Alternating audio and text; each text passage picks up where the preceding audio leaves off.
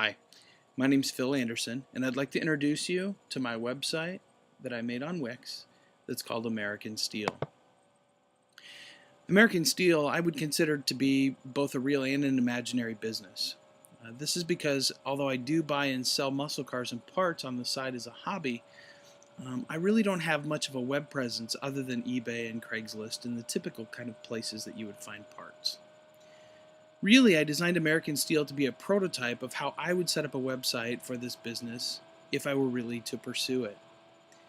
It really is designed to try to fill some of the voids and add some of the elements that I'd like to see as a user that I think would be useful. So on the home page, what you can see is there's multiple ways to get to everywhere.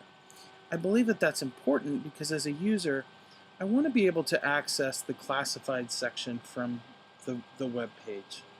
I want to be able to get to the articles. I want to be able to get to the gallery and contacts and some of the other sections of the website. But also, I want it to be more intuitive so that there's more than one way. Here's another way to get to the classified section. Here's another way to get to the how-to section. Here's another way to get to the gallery section. So for now, let's just go back up and let's jump right into the classifieds. The classifieds really is the meat of the business, so to speak. I've added some examples in here that give, a couple different ways that people could either be searching for parts, trying to sell parts, or wanting to trade parts. So for example here, this is an example of someone who has a hood for a fairly rare Camaro. It says that it's authentic, it gives all the information about it, and it just says to contact me. There's no price listed to be able to just make a deal. If you click on the photo, as you can see, what happens is it brings up a larger version of the photo. Inside here, you'll notice that there is actually a price listed under the photo. But it gives the viewer the opportunity to be able to see that in a closer view. So what we'll do is we'll just go back. So next you'll notice this classified section right here listing a fairly rare Camaro steering wheel. This one actually has the price listed. Next listing down is just someone who's trying to part out a car. So this would be a situation where you would just contact the person. Maybe there's a piece or two that you need and you just contact them and see if you can make a deal. Here's someone who has some extra parts following a restoration. But they're looking for pulleys and engine bay items. They have extra interior parts. They're just looking for somebody to maybe do some swaps. And then down here is one that's someone looking for a very specific part, a hood off a very specific Mustang, and is gives kind of a ballpark of what they're looking for, price-wise. Next section would be the how-to articles. The how-to articles, I think, are very important because it lends credibility and it gives value to those who come to the website. Not everyone is always looking for parts. Sometimes they're just looking for some information and some guidance on how to do a particular thing. Therefore, it's a great way to drive business into the website. In this case, what I did was I found a YouTube video that talks about how to replace window trim on a second-generation Camaro and Trans Am. Very informative. Very easy to do. It's not that you would have to go out and do all these how-to videos yourself. You could just find them and basically just embed them into the website itself. I think that if it were a real site, I would want to probably update these every so often. Leave the old ones sort of archived, but then also put new ones in. Another way to drive business to the website and to gain credibility is to show your users the caliber of the other people that are utilizing the website. So to do that, if you add a gallery, this is a good place for users of the site to send in pictures and information about their cars, their projects, their toys, those kinds of things. So this one in particular is the highlighted one for right now. If you click on it, what will happen is it'll bring up a another photo of the vehicle, and then it also has some information from Hemming's Muscle Machines magazine, which gives production information, some very specific information about the car in particular. some of the transmission, differential, suspension, some of the options that you could have ordered on the cars. And then further down, it also talks about, typical cost of restoration parts. You notice that, it's a good reference that gives you a good idea of what you should expect to pay. If we go back out of here and we go to the other cars that are in the gallery, let's pull up this this Plymouth here.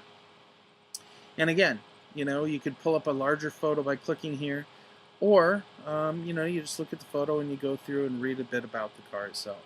Same types of information, including on this one in particular, including kind of the values of what the car, when it's completed, is worth. So, obviously the contact page, just, is a very useful thing. This is how people would get information to us with regard to, things to post into the classified section and or the reader rides. Under more, what you'll notice is there's an old articles section. Old articles section would be another great place to be a resource to your users. What this is articles that would be from the 60s, 70s, and 80s out of various publications, magazines, things like that.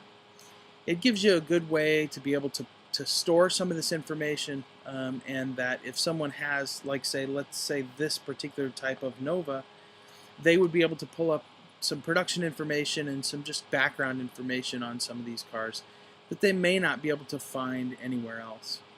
So it's a really good resource for them.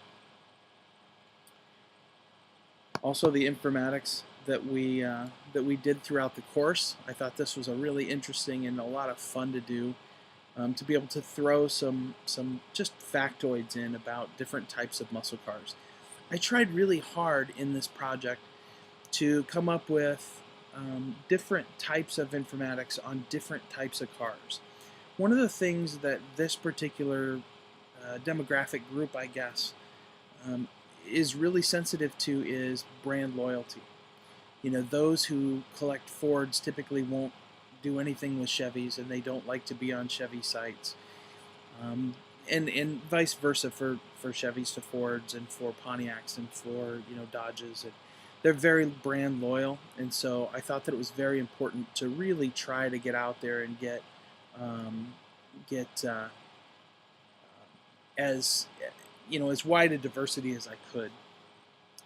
The last feature that I'd like to really point out and drive home on this particular website is the links at the bottom of the home page. Again, kind of dovetailing off my last statement about brand loyalty and the loyalty of the enthusiasts, I tried really hard to find specific links for Mopar information, and for Pontiac information, Chevy information, AMC information, Ford information. But then I also wanted to get a little bit more specific about some of the higher end types of cars specifically. So Camaros, Yenkos, which is a high-end, dealership basically that made some aftermarket cars, if you want to look at it that way, in the 60s. Shelby information, and then wing car information, like for the Dodge and Plymouth Superbirds and Daytonas. So I think that this has been a great project, because I don't know what the future holds, and I'm not sure if I'm going to pursue this as a real endeavor, but if I decide to, I've really got a great head start on it.